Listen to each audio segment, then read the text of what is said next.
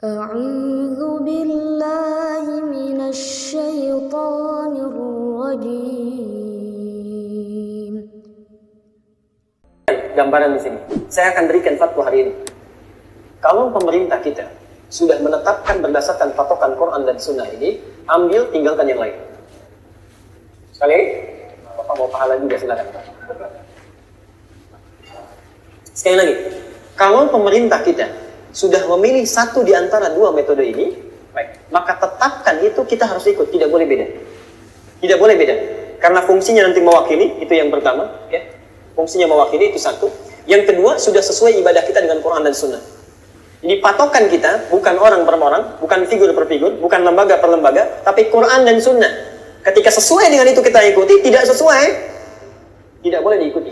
Tidak sesuai, tidak boleh diikuti. Karena itu ketaatan pada ulil amri mau ditafsirkan dengan siapapun, baik nanti di masjid, baik nanti di ormas ataupun di pemerintah, lihat ketaatannya.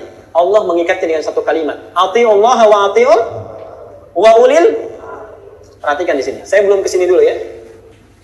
Ati'ullah wa ati'ul rasul. Bu, kalau bersabar, alhamdulillah Bapak, ada keperluan silakan. Ati'ullah wa ati'ur rasul. Yang ketiga, wa ulil amri minkum. Wa ulil amri minkum. Jadi kita tafsirkan, anggap saja dulu ini yang paling tinggi dulu. Saya ingin tanya, baca ini. Ati'ullah wa ati'ur. Baca yang ini. Baik. Lihat, perhatikan baik-baik. Saya garis bawahi. Yang di sini nomor 1 ada kata ati'unya. Taatlah pada Allah. Yang di sini ada kata ati'unya juga. Yang di sini ada nggak? Perhatikan cara menafsirkannya. Perhatikan. Taat artinya ketaatan mutlak. Ketaatan mutlak. Jadi jangan tanya. Kalau Allah sudah perintahkan, jangan tanya lagi. Kalau Rasul sudah mintakan, jangan protes lagi. Lakukan saja. Apa yang kita pandang buruk, boleh jadi ada kebaikan di situ. Jelas sampai sini? Nah, karena itu digunakan kata ati'u. Tapi kenapa ketika pada ulil amri cuma ditambah waw? Taatnya tidak ada. Ini artinya ketaatan dengan syarat bila, sekali lagi, bila ulil amri ini menetapkan satu keputusan, yang keputusan itu sesuai dengan ketentuan Al-Quran dan Sunnah Allah dan Rasulnya. Diikat dengan kata taat ini. Jadi bila ketetapan ulil amri tidak sesuai dengan ati'ullah wa ati'ur rasul, Allah dalam Qurannya, Rasul dalam Sunnahnya, maka tidak boleh kita menaatinya. Dan keliru kalau mengatakan, kalau misalnya salah ya ikut kita salahnya. Kalau sudah salah jangan diikuti. Itu ijtihad yang masih samar-samar. Hukumnya ada, itu boleh. Tapi kalau sudah keliru tidak boleh diikuti. Saya beri contoh begini. Saya pernah tinggal di Tunisia beberapa saat. Itu presidennya sebelum revolusi, saat Ramadan 4000, itu tampil di televisi. Langsung mengumumkan di hadapan rakyatnya. Disimpan air putih di depannya. Dia katakan, untuk apa puasa? Bikin kita lemas saja, diminum. Lalu minta pada rakyat untuk gak puasa. Bapak Ibu ikut gak? Jadi jangan sembarangan menafsirkan ini. Kalau kita katakan dia ulil amri, kemudian menyampaikan kita untuk buka, tidak sesuai dengan ini, tidak kita ikuti. Nah sekarang kita kembalikan dulu. Kita kembalikan ke sini. Pemerintah kita menetapkan berdasarkan apa? Bahwa alam nanti kita bisa lihat, apakah ru'yah ataukah hisab. Okay? Dan dua-duanya, itu tidak ada keunggulan masing-masing. Semua harus taat pada Allah dan Rasulnya. Bila kita ingin melakukan ru'yat, silakan. Ya, itu diberikan pada orang yang paling sederhana sekalipun, nggak punya ngitung, silakan lihat. Bagi orang yang sudah maju, ingin menghitung, memudahkan penanggalan dan sebagainya, silakan gunakan hisab. Tidak ada keunggulan di situ masing-masing. Perhatikan. Ternyata selama ini, saya nggak tahu tahun ini, selama ini sampai ke belakang, metode yang ada berapa? Satu apa? Ru'yat. Kedua apa? Hisab. Nah, pemerintah dari sampai tahun kemarin itu tidak menggunakan ru'yat apalagi hisab. Yang digunakan metode campur-campur di antara keduanya dikenal dengan nama imkan ru'yah. Imkan ru'yah. Ya, saya berikan gambarannya. Fokus ke sini. Garis 0 derajat. Ini ada matahari, di sini ada bumi, di sini ada bulan. Lihat ke sini. Ketinggian bisa dilihat berapa derajat hilalnya? 5 derajat. Kalau hisab berapa? Di atas 0, 1 pun jadi, ya kan? 0,1. Perhatikan di sini. Nah, ada seorang pakar di kita, didukung oleh beberapa orang, yang tadi saya sebutkan namanya, mengusulkan bahwa daripada ini berbeda terus, kan suka ada yang pakai ru'yat ya, dilihat. Ada yang menggunakan hisab, ya 2 ormas besar sekarang ya, yang kita tahu itu. Kemudian mengambil jalan tengah, niatnya baik, tapi caranya yang ada persoalan. Niatnya baik. Daripada nanti berbeda terus, ambil saja batas pertengahannya. Beliau mengusulkan tadi, dari 5 itu kan keputusan internasional ya. Yang mungkin dilihat berapa? 4 tadi kan, kata beliau tadi ya, Thomas Jamaluddin. Kata beliau, ambil saja yang tengah-tengah, supaya bisa disamakan. Tengah dari 4 berapa? 2 derajat. Dibuat ketentuan, lihat ketentuannya, ini sangat menarik. Kita buat batas 2 derajat.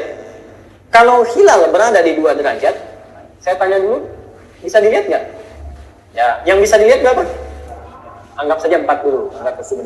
Berapa kelihatannya? 4. Kalau hilal berada di 2 derajat, maka anggap saja kelihatan. Mungkin terlihat sekalipun tidak terlihat. Mungkin terlihat sekalipun tidak terlihat. Baik. Tapi kalau hilal di bawah 2 derajat, misal 0, misal jangan 0 lah, 1,5.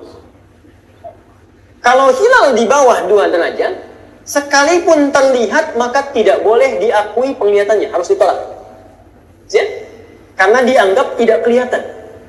Jelas sampai sini?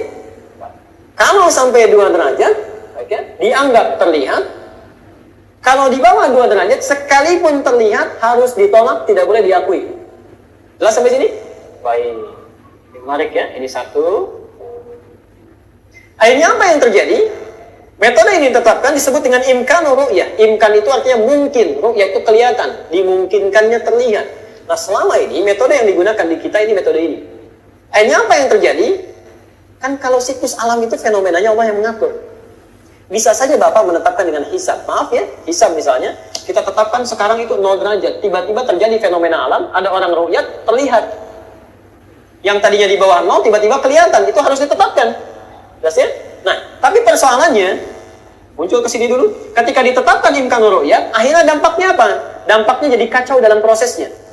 Kekacauan ini terjadi dalam 3 hal. Perhatikan. 1, bertentangan dengan sabda Nabi ketika ada yang lihat. Perhatikan hadisnya, Bapak Ibu sudah hafal kan? Kalau ada 1 orang, 2 orang menjadi saksi, orang itu terpercaya, maka harus ditetapkan keesokan harinya dengan Ramadan. Karena ini sudah ditetapkan di bawah 2 derajat, tidak boleh diakui sekalipun ada saksi. Karena itu orang yang melihat pun pasti akan ditolak. Maksudnya? Dan ini tidak usah saya ungkapkan ya, beberapa tahun kali terjadi ya. Baik, ada yang melihat, disumpah, dikatakan dan sebagainya tidak diakui. Karena prinsipnya ini. 1. Yang kedua, terjadi inkonsistensi. Sekali lagi, terjadi inkonsistensi. Lihat, tidak konsisten. Kalau tadi di atas 2, kelihatan tidak? Dianggap kelihatan. Belum sampai 4, ya? Baik. Besoknya ditetapkan Ramadan? Ditetapkan. Kalau di bawah 2, kelihatan tidak? Tidak kelihatan. Kalau kelihatan, diterima tidak? Tidak. Jadi, kalaupun dilihat, kalaupun terlihat, itu nggak boleh diterima. Saya ada 1 pertanyaan saja. Kalau sudah tahu tidak kelihatan dan dilihat pun akan ditolak, kenapa dilihat juga? Kan capek. Kita sudah tahu, ini kalaupun kelihatan, itu tidak boleh ditetapkan. Kenapa dilihat juga? Kan sia-sia semua dikeluarkan ya. Baik, jadi ada inkonsistensi di situ. Yang ketiga nanti, ada kekacauan dalam siklus. Ini yang terjadi, termasuk tahun lalu. Ada kekacauan dalam siklus. Nah, saya beri contoh kemarin, misal. Yang menetapkan kemarin, puasanya lebih cepat, berjumlah 30 hari, itu konsisten dengan Idul Adha-nya. Karena ketika pindah, dia beralih ke hisab. Ketika pindah beralih ke hisab. Kalau Bapak Ibu tidak percaya, perhatikan. Saya ingin tanya, kalau zaman Nabi, kan setiap bulan melihat ru'yat. Lihat hilal. Coba perhatikan, bukankah ibu ketika masuk Dzulqa'dah lihat tanggal? Siapa yang lihat hilal? Masuk Al-Muharram lihat tanggal, kan? Masuk bulan Safar lihat tanggal, Rabiul Awal lihat tanggal. Tapi ketika pindah ke sini, kemudian kita kembalikan kepada ru'yat, ada dalilnya, boleh dilakukan, ada dalilnya. Tapi nanti persoalannya ketika masuk bulan selanjutnya Syawal, itu kembali ke tanggal. Oke, kembali ke tanggal. Nah, persoalannya apa? Awal Syawal itu bisa dilakukan ru'yat. Tapi pindah ke bulan Dzulqa'dah, bulan yang ke-11, kita akan lihat Syawal. Setelah Ramadan apa? Syawal. Syawal hari pertama disebut apa? Idul Fitri kan? Untuk Idul Fitri itu masih ada ru'yat. Syawal bulan ke-10. Bulan ke-11 apa? Dzulqa'dah. Gak usah dibahas lah kelirunya. Bulan ke-12 apa? Dzulhijjah. Lebaran haji ada di mana? bulan ke-12. Lihat, di sini ada ru'yat, di sini ada, tapi akan diselang oleh 1 bulan, Dzulqa'dah. Yang itu tidak mungkin dilakukan ru'yat. Kalau tidak percaya silakan. Ramadan ada ru'yat, Syawal ada ru'yat, Dzulqa'dah tidak mungkin. Tidak akan ada ru'yat. Kalau tidak percaya nanti lihat, bulan ke-11, nanti perhatikan apakah pemerintah mengadakan ru'yat atau tidak. Misal ini ru'yat bulan ke-11. Nah, di sini persoalannya ketika masuk ke-12 lagi, ketika dilakukan ru'yat, ada data selama sebulan yang terkumpul digunakan hisab. Karena itulah yang terjadi kemudian, perhatikan tahun yang lalu, kalau menggunakan hisab itu akan konsisten, lebarannya tahun ini. Tapi kalau menggunakan ru'yat, maaf bukan ru'yat, imkanu ru'yat, kalau ru'yat pun akan konsisten, ru'yat akan konsisten. Kalau menggunakan imkanu ru'yat, di sini puasanya bisa lewat sehari, plus di hari ini. Idul Adhanya, kalau yang menggunakan hisab, dia misalnya lebaran, Idul Adha kemarin misal, di hari A, hari 1. Itu kalau menggunakan imkanu ru'yat, kalau harus konsisten, kalau konsisten, itu harus sehari setelahnya. Pertanyaan saya, Idul Adha kemarin kita sama atau beda? Seharusnya beda yang ikut pemerintah. Seharusnya beda. Seharusnya ikut setelahnya. Karena hitungan imkan ru'yah mengharuskan kita Idul Adhanya besok hari, bukan hari itu. Tapi karena kita lewat 1 bulan di sini dikumpulkan, terpaksa dibawa ke hari ini, disamakan semuanya. Kenapa? Karena kalau besoknya ketahuan salahnya, hilalnya sudah besar 20 derajat. Percaya pada saya, bukti tahun kemarin, ada salah satu lembaga ormas yang mengikuti perhitungan ini, imkan ru'yah. Itu Idul Adhanya beda dengan pemerintah, tapi tidak diekspos. Itu yang konsisten dengan imkan ru'yah. Oke, jelas sampai sini? Nah, jadi apa pesan saya? Pesan saya hanya sederhana saja. Bila ada di antara 2 metode itu, ru'yat dan hisab, itu sudah diberlakukan, maka pilih salah satunya dan jangan saling mengatakan pada yang lainnya ini yang benar, ini yang keliru. Oke? Dan konsisten dengan itu.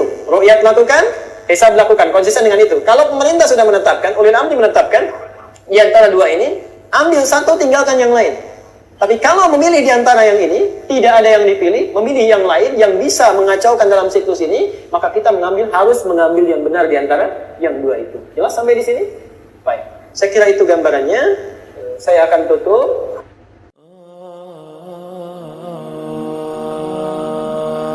Sadaqallahul azim.